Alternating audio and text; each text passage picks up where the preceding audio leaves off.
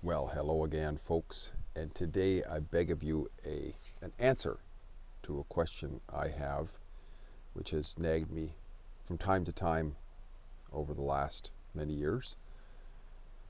And the question is, what is this thing about divorce?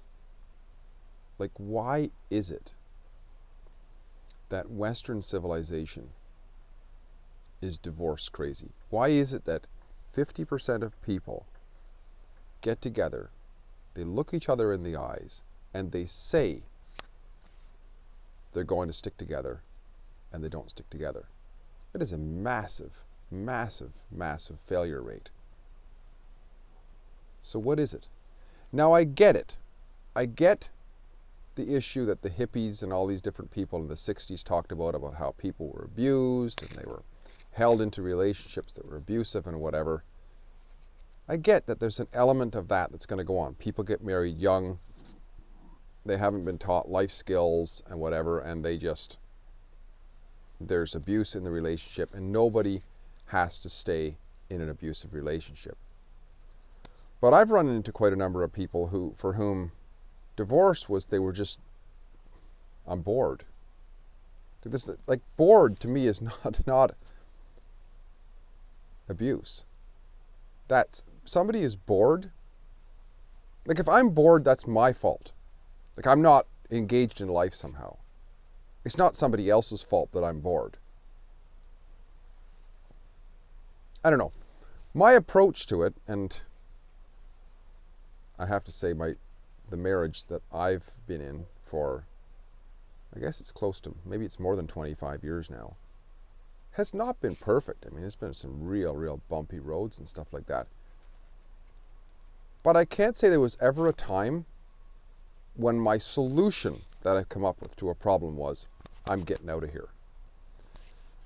And the reason was probably, partly it was my upbringing, and partly it was my wife's upbringing, fairly traditional upbringings. But also, on my part anyways, I saw her as family. And this might be something that is helpful for some. Right? There was an old country song, I forget what it's called, but there was a line in there. I think the country song is called Back Then, or something like that. It's talking about, reminiscing about the old times, right? And there's a line in there that says, marriage was a way that we worked our problems out. Right? Contrast that to today, when there's big problems. Rather than work them out, they get out. Right? And my approach to marriage, as time went on, is that my spouse and I truly are family. And when somebody truly is family, especially if there's not abuse. Okay, there's abuse in family, you don't have to stick around with family either.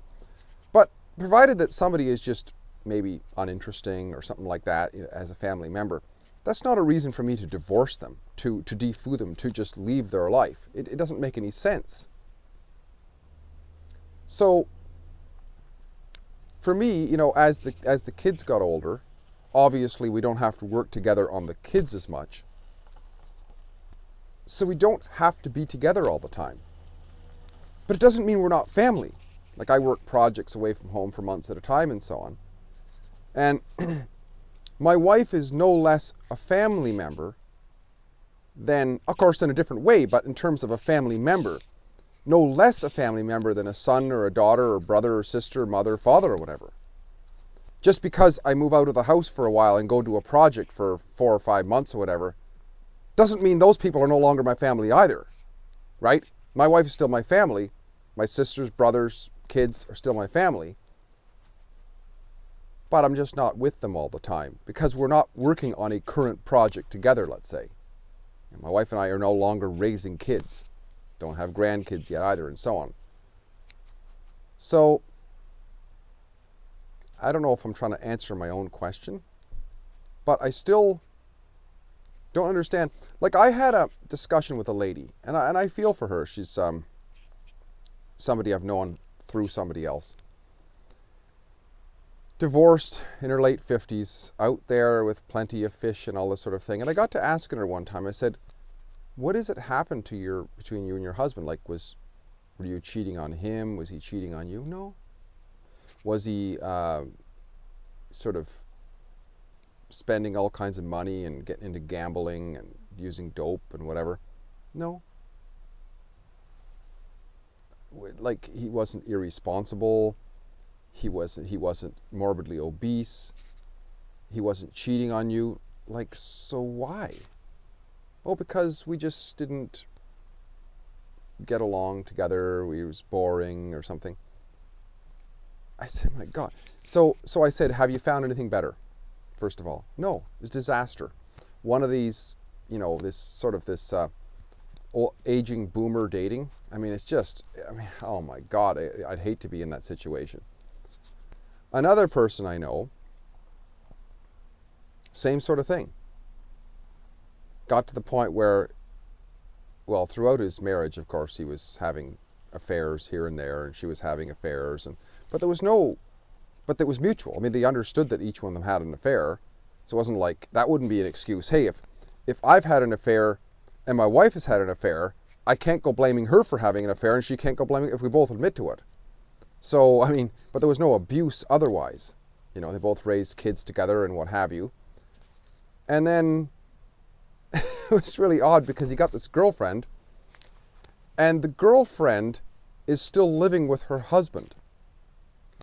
And at the same time, she's worried about him cheating on her. So she's having sex with her husband, having sex with him, and she's worried about him cheating on her.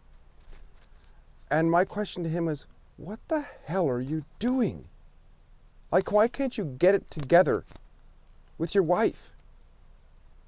Is it going to really, like, okay, it's some new gear there for a year or something like that. But after a while, it's the same old, there's an old saying, no matter how beautiful a woman is, somebody is bored of having sex with her at some moment. And probably the same in reverse. Or whatever it is, like whatever the pastime is.